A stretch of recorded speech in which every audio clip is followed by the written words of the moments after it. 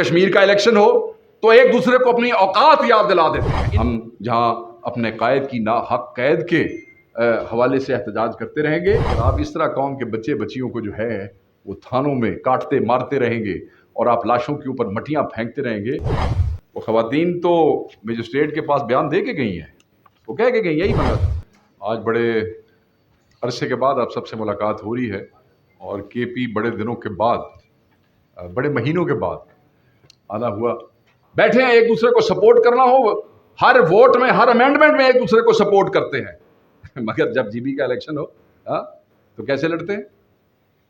جب کشمیر کا الیکشن ہو تو ایک دوسرے کو اپنی اوقات یاد دلا دیتے ہیں. ان کی یہی اوقات ہے جو ان دونوں نے ایک دوسرے کو یاد دلائی ہے. بڑے عرصے کے بعد الیکشنوں کے اندر ان کی اصل شکل جو ہے وہ سامنے آئی.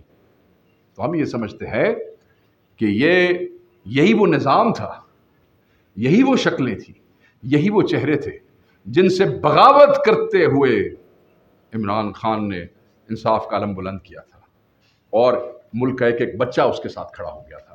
تو یہ ناانصافی تو ہم اس ملک میں نہیں ہونے دیں گے.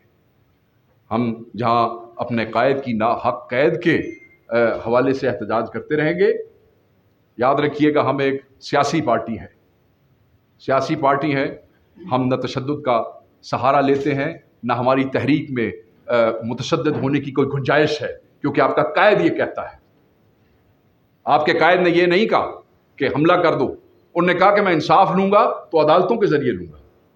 آپ کے قائد نے یہ کہا. پرامن آئینی احتجاج تو ہمارا حق ہے، مگر اگر آپ اس طرح قوم کے بچے بچیوں کو جو ہے وہ تھانوں میں کاٹتے مارتے رہیں گے اور آپ لاشوں کے اوپر مٹیاں پھینکتے رہیں گے تو پھر یہ قوم جو ہے یہ اپنے فیصلے خود کرے گی.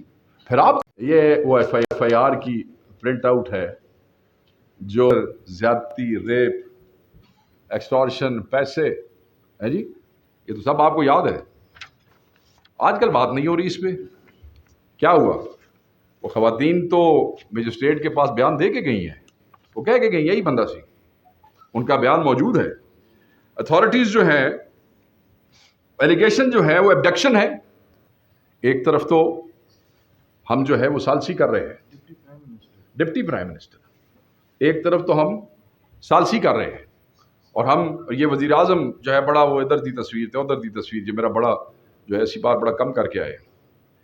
تو یہ جو مطلب ہے کہ یہ جو ایف آئی آر ہے یہ کس نے دی ہے؟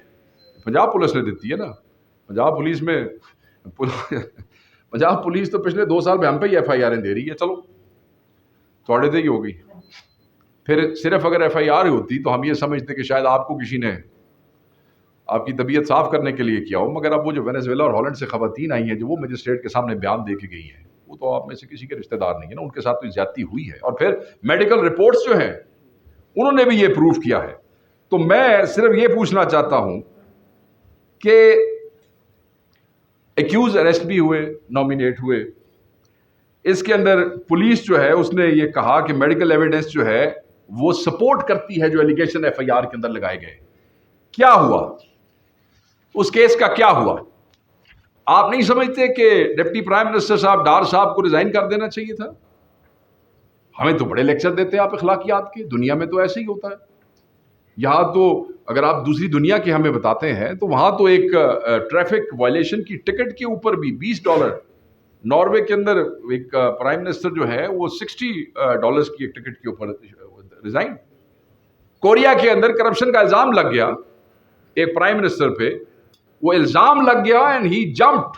سول کی جو سب سے بڑی پہاڑی تھی اس پہ سے جمپ کر کے خودکشی کر لی کہ میرے پہ یہ الزام لگ گیا.